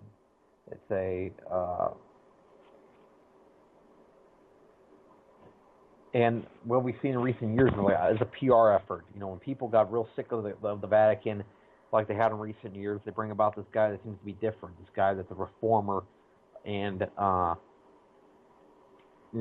they try to make it seem like he's a generally good guy, and was against many of the things the Vatican had done before. But what actually was just what it seems to be is just a PR stunt.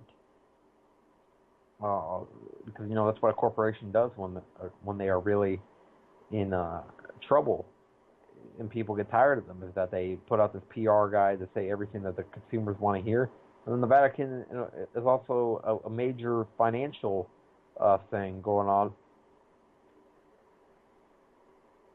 with a giant bank that's just a little less secretive than the Federal Reserve. They also are an investor in Beretta Arms.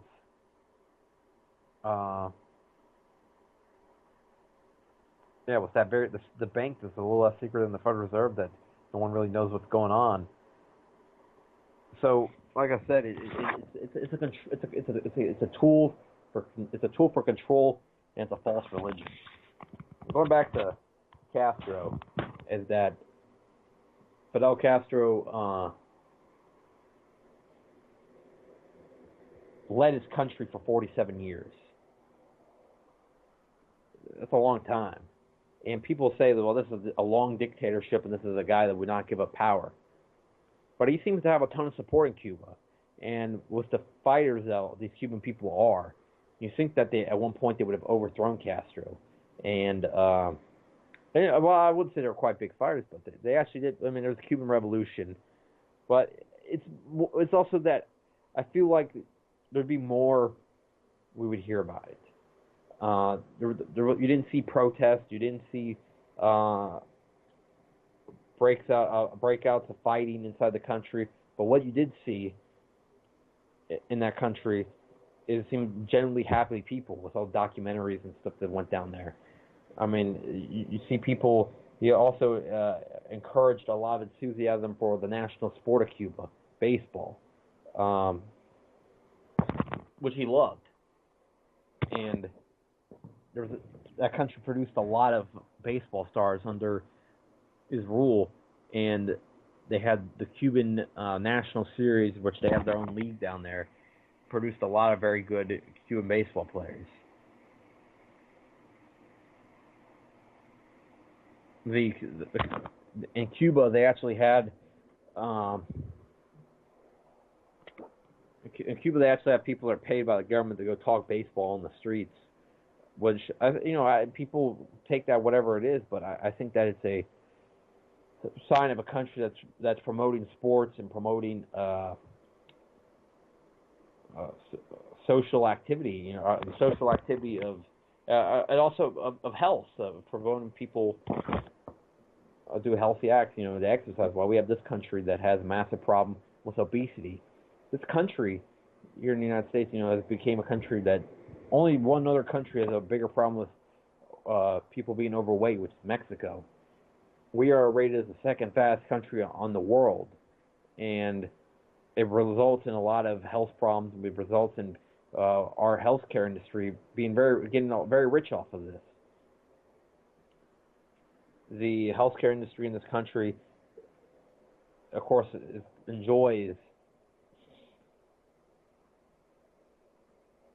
the fact that a lot of Americans pick very unhealthy habits, and the way that this society is set up, people can really fall into these unhealthy habits, such as not getting enough exercise, not getting enough sleep, not getting enough, having a terrible diet, people working their lives away, people not getting enough social interaction, people not getting enough cardio activity, not getting off the couch, and eating artificial foods, and being stressed. And what it does is the pharmaceutical industry then has a pill for that. And of course that's why we have a reactive healthcare system that only reacts to the healthcare problems, but they had a preventive healthcare system as countries they usually do with a universal healthcare system, they usually have preventive healthcare because it ultimately ends up costing the system money when people get these health problems. But here, it makes the pharmaceutical companies money when people get sick. And what really the place they want people at is not dead, not alive, but sick. That can keep people, spending tens of thousands of dollars to stay alive with whatever illness. When people get cancer in this country, they end up spending so much money, thousands of dollars, just to get the treatment. And while they don't even talk about the medical cannabis and what that will do. The medical cannabis has been proven to be able to cure 34 compounds of cancer and also many other diseases it can help with. Another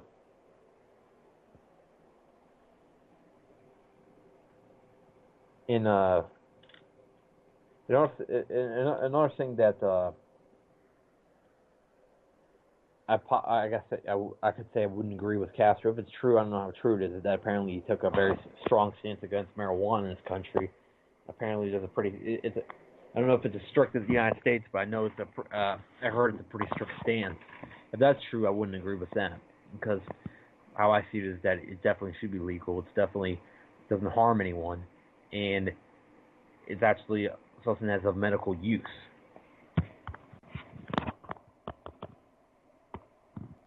Cannabis, also the non-drug part of the plant, hemp, actually can actually be used for so many industrial uses. And the fact is that we don't it shows we're behind as a civilization, behind as a country. If you can actually Henry Ford made a car out of hemp, and it was talked about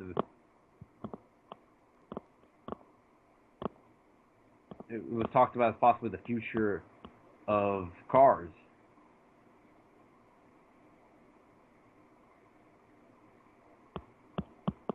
And you actually had the prototype and everything, and it was said to be 10 times stronger than steel. The hemp car, but in 1937 we outlawed marijuana, and then the hemp car was not allowed. But also hemp could be used for ropes, could be used for make shirts. It's all many things. Also, hemp could be used for oil. Hemp could be used for plastics instead of the plastics that's in our ground for for I think 1 million years. Some of the plastic that it takes forever for it to break down. And now, how many years later, we have hemp is still we're still so far away from what seems to be made of using hemp to its fullest use. And actually, here's what I'm reading from it, is that about the hemp car that was built in 1941, and it was designed to run on hemp fuel. And they did it actually in part for the rationing of, because steel was rationed during World War I.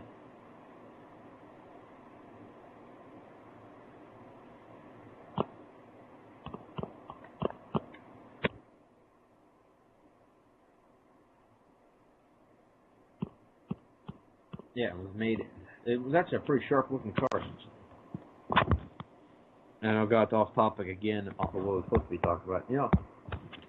The thing is that Castro now dying. This is three great Latin American giants. The three Latin American giants gone in just a matter of 6 years. There were 3 years apart apiece. I mean, we had Nestor Kirchner died of cancer in 2010. We had Chavez died of cancer in 2013, and we have Fidel dying in 2016. I don't know if they said the cause of death yet. I mean, I know he's 90.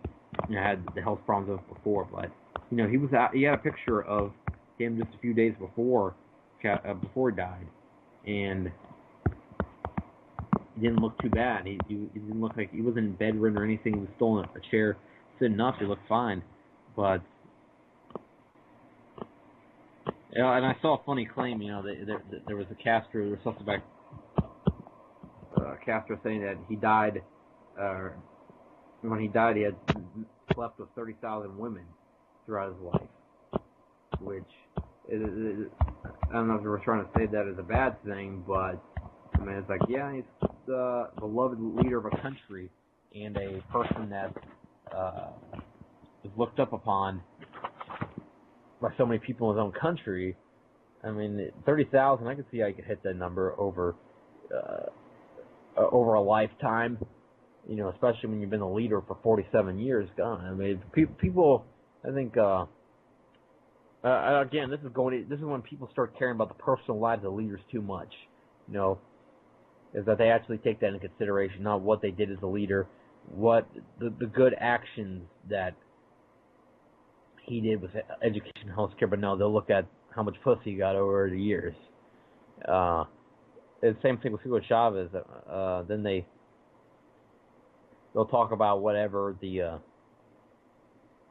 or wasn't it Evo Morales talk about the scandal of a potential mistress, and then they try to make a scandal out of it, and the people down there didn't even care because they have a different opinion about that. Is that they don't really work, you know, here they make a huge deal every time some politician gets in a sex scandal, but there it's just like, yeah, whatever. It's like, are they still going to be doing what the promises they said about the whatever, the energy or whatnot? That's what they're worried about.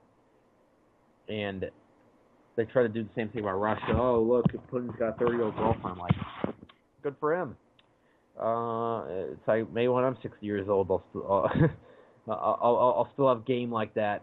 You know, I think it's like they almost jump to conclusions. It's like, oh, he's obviously the sugar daddy or whatnot. And it's like, no, there's a legitimate love for this leader and a legitimate attraction of women to that leader. You know, it's like the same thing I'm sure happened with Fidel. And Fidel was a sharp-looking dude back when he was younger, when back in the 50s and the 60s.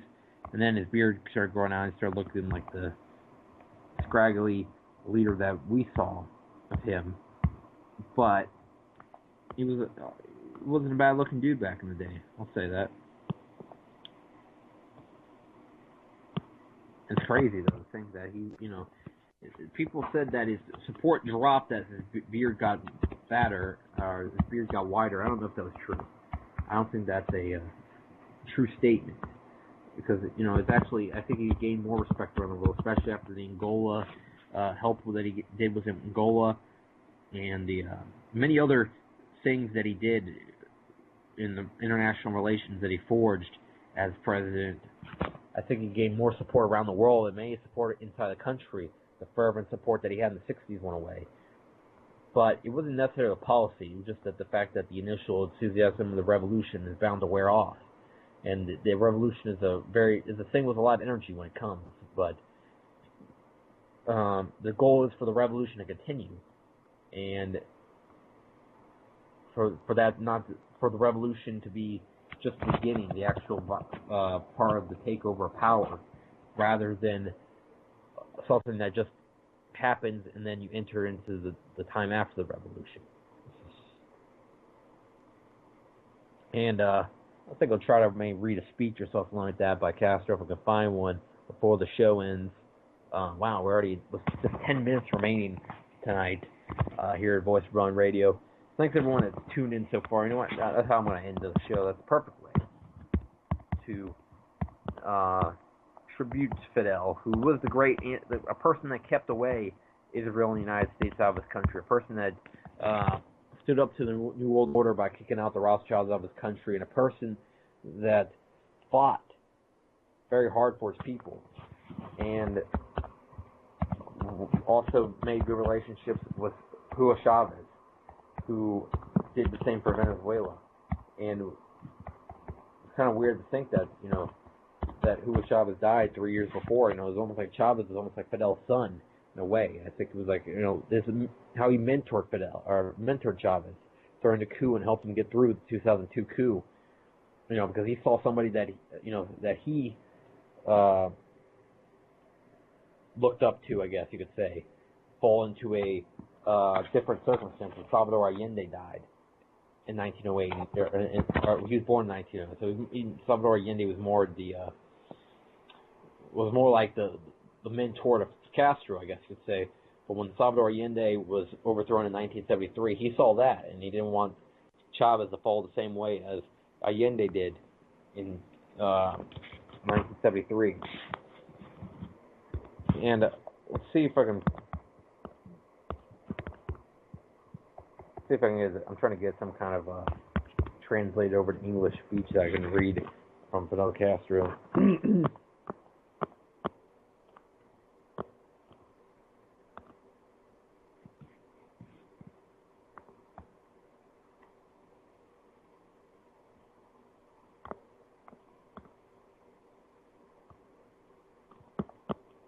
All these things are so long, that's the problem. I'm like thinking, damn, I will only get through like 2% of the speech, the 2-hour speeches. That's what I remember about of Castro, is that he did long speeches. So let's go through some quotes. Damn, these speeches are to have that. I mean, I talk 2 hours on the radio. That's kind of a big deal, but to be talking 2 hours in a speech format and actually keep people's attention, that's different. That's pretty difficult. Here's wiki quote. They got all the good quotes there.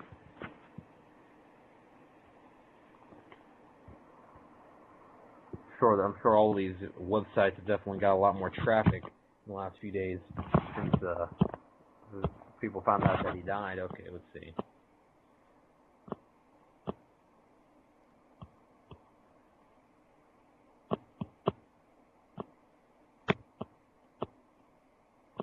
Find a good one.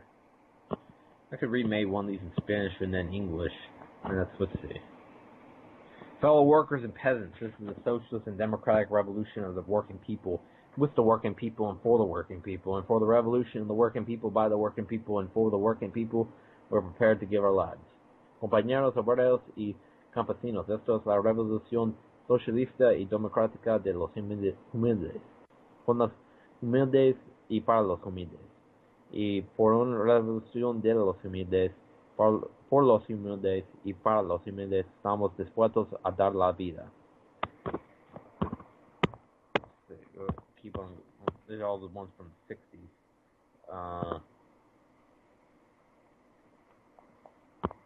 Trying to find some more recent ones.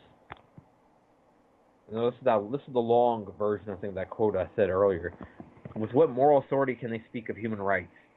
The rulers of a nation in which the millionaire and beggar coexist. The Indian is exterminated, the black man is discriminated against, the woman is prostituted, and the great masses of Chicanos, Puerto Ricans, and Latin Americans are scorned, exploited, and humiliated.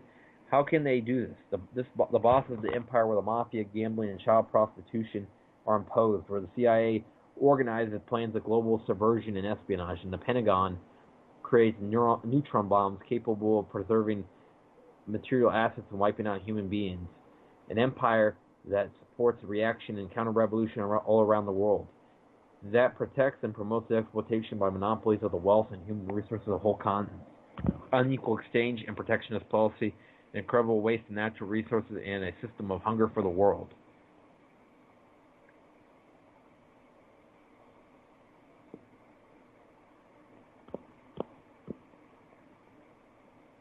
As I said before, the more sophisticated weapons pile up in the arsenals of the wealthiest and the mightiest can kill the illiterate, the ill, and poor, but they cannot kill ignorance, illnesses, poverty, or hunger.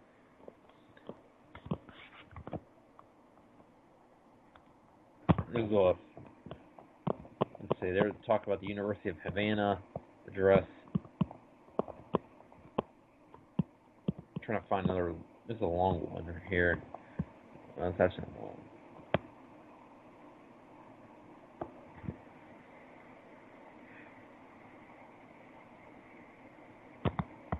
Let's see.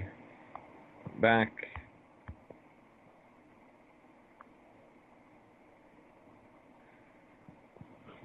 Weapons for what? To fight against whom? Against the revolutionary government that has the support of the whole people? Weapons for what? Hiding weapons for what? To blackmail the president of the republic? To threaten the peace here? To create organizations of gangsters? Is that what we're going to return to? Gangsterism? Is that what we'll return to? The daily shootouts at the Capitol? Weapons for what? I think I was talking about maybe the Bay of Pigs invasion when that happened. And then he says, condemn me. It does not matter. History will absolve me. That was 1954, when he was the arguments he made when he was on trial for the Moncada barracks attack, which started the Cuban Revolution back in the early 1950s. Practically almost as soon as Batista took power, the revolution took place, because Batista took power in 1952, and the Moncada barracks attack happened in 1953, and then the fighting of Sierra Maestra and everything happened in 1956 and afterwards.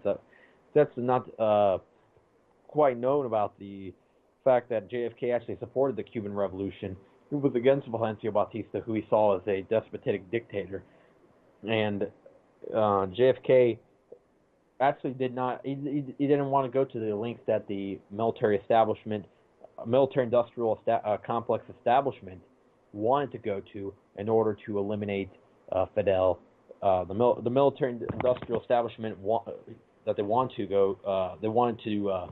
do Operation Northwoods, which Operation Northwoods would have killed American citizens by shooting down a plane and blaming it on the Cuban government in order to start a war with them. And who knows who else, once they attacked Cuba, who knows who else would jump in to support Cuba. The United States government was willing to do that. JFK did not want to do what the military-industrial establishment wanted to do. The military-industrial establishment wanted to do Operation Northwoods. JFK actually was so against that type of sabotage, and he was so against the CIA. He said he would want to tear up the CIA into 1,000 pieces and let it blow to the wind. That's probably not the exact quote, but you can just take that, the paraphrase in there. Anyways, we are ending the show. Thanks everyone who tuned in tonight. Remember, everyone, that the man might be dead, but his ideals will live on, and the people have definitely been completely changed, and this is something that won't be erased by the death of a man. His ideal, it's like what Chase said, is that kill me, you coward. Running no return and nobody can stop it. Malcolm Little, when he knelt before Elijah Muhammad, the comet that killed the dinosaurs, changing the earth. They love to criticize, they always say I changed for the worse. Like prescription pills when you misusing them, nigga. The Templar Knights, when they took Jerusalem, nigga, and figured out what was buried under Solomon's temple. Al-Aqsa, the name is not coincidental. I know too much, the government is trying to murder me. No coming back like cutting your wrists open vertically. How could the serpent be purposely put in charge of the country? Genetic engineered sickness spread amongst me. My people are so hungry that they attack without reason, like a fucking dog ripping off the hand that feeds them. Immortal technique is treason to the Patriot Act. So come and get me, motherfucker, cause I'm not coming back. This is the point from which I can never return. And if I back down now,